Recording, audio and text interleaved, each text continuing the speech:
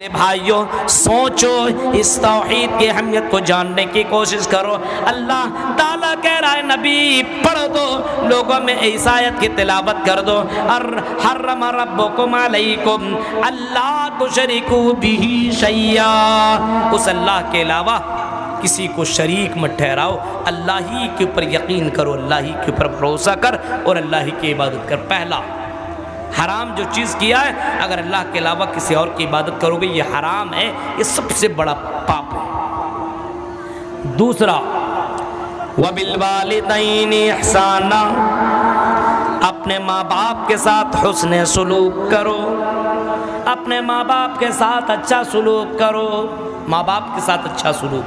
اللہ نے پیدا کیا، یہ اللہ کا بڑا احسان ہے، لیکن ماں باپ نے آپ کو پالا پوسا، بڑا کیا، کھلایا پلایا، سب کچھ کیا، یہ بھی تو ماں باپ کا بڑا احسان ہے، بہت بڑا احسان ہے۔ جب تم چلنا نہیں جانتے تھے تم کو چلنا سکھایا، کھانا نہیں جاتے تھے تم کو کھانا سکھایا، تم کو لیٹرین اور باتھ روم کا طریقہ نہیں معلوم تھا، تیرے ماں باپ نے وہ چیزیں سکھائی، تمہارے ماں باپ نے تمہیں لا الہ الا اللہ سکھایا، تمہارے ماں باپ نے تمہیں حلال و حرام کی تمیز بتلائی۔ اس وجہ سے وَبِالْوَالِدَيْنِ إِحْسَانًا، او لوگوں تم اپنے ماں باپ کے ساتھ اچھا سلوک کرو، حسن سلوک کرو۔ ایک صحابی رسول اللہ کے نبی کے پاس آتے اور اللہ کے نبی کہتے ہیں اللہ کے نبی مجھے میدان جہاد کے اندر جنگ کرنے کی اجازت دے دیجئے، میں میدان جہاد میں جنگ کرنے کے لیے جاتا ہوں۔ اللہ کے نبی آپ اجازت دے دیجئے۔ آپ نے فرمایا میں تمہیں میدان جہاد میں جانے کی اجازت دوں گا، پرمیشن دوں گا، لیکن میرے بھائی اور میرے صحابی یہ بتاؤ تمہارے ماں باپ میں سے کوئی زندہ ہے کیا؟ اس نے کہا کہ ہاں اللہ کے رسول میرے ماں باپ زندہ ہیں۔ آپ نے فرمایا تمہارے ماں کے قدموں کے نیچے جنت ہے، ان الجنت تحت اقدامہا، تمہارے ماں کے قدموں کے نیچے، تمہارے ماں باپ کے قدموں کے نیچے جنت ہے، جا اپنے ماں باپ کے ساتھ اچھا سلوک کر اور اپنے لیے جنت کو کنفرم کر لے۔ میدان جہاد میں جانے کی ضرورت نہیں ہے، تمہیں اگر جنت پانی ہے اور تمہیں جنت کو کنفرم کرنا ہے تو جا اپنے ماں باپ کے ساتھ اچھا سلوک کر۔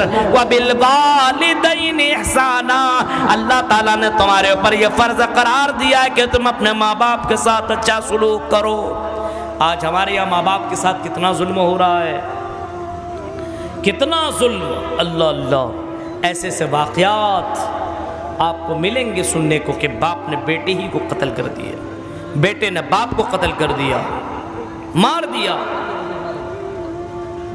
بیوی آئی اور بیوی کان میں پتہ نہیں کون سا منتر پڑھ دی کہ اس بیوی کے بات میں بیٹا بہک گیا اور اسی بیٹے نے اپنی ماں کو گھر سے دھکے دے کر کے باہر کر دیا، باپ کو باہر کر دیا۔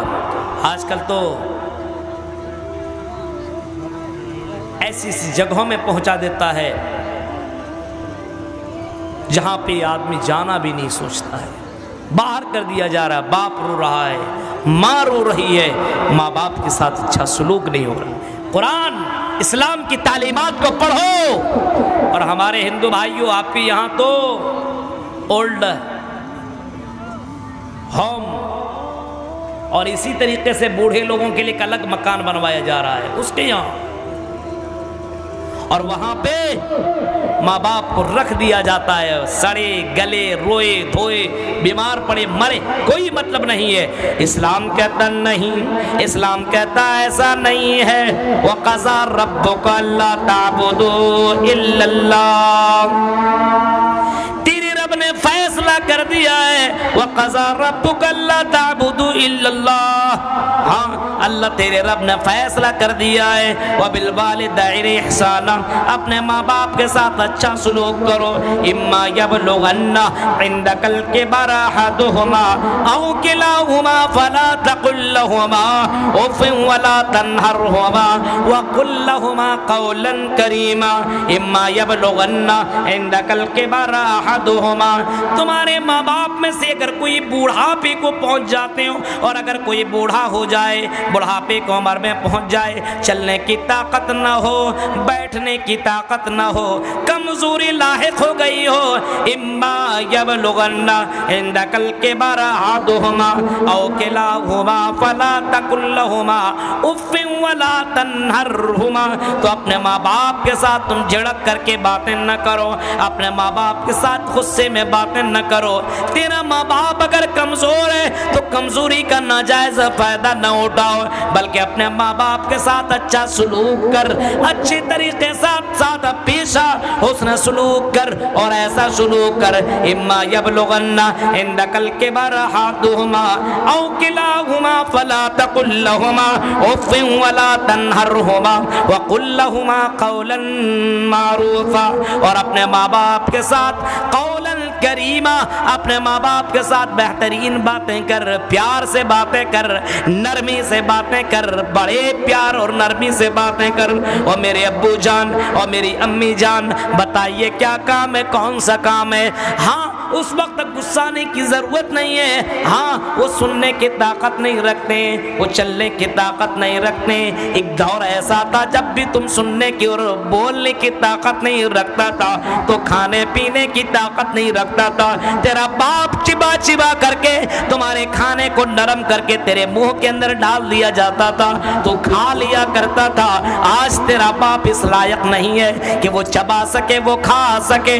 آج تم اپنے ماں باپ کو کھلاؤ پلاؤ، اور کھلاؤ اور پلاؤ ہی نہیں بلکہ وَقُلْ لَهُمَا قَوْلًا مَعْرُوفًا او وَقُلْ لَهُمَا قَوْلًا كَرِيمًا، اپنے ماں باپ کے ساتھ بہترین طریقے سے باتیں کرو۔ وَاخْفِضْ لَهُمَا جَنَاحَ الذُّلِّ مِنَ الرَّحْمَةِ وَقُلْ رَبِّ ارْحَمْهُمَا كَمَا رَبَّيَانِي صَغِيرًا، ہاں اپنے بازوؤں کو پھیلا دو، جیسے آپ نے مرغیوں کو دیکھا ہوگا کہ اپنے بچوں کے لیے رحمت کے، اپنے بچوں کے لیے شفقت کا وہ پر کیسے پھیلا دیتی ہے، اپنے بچوں کو بازوؤں میں لے لیا کرتی ہے تاکہ کوئی بھی اس کے اوپر حملہ نہ کر سکے۔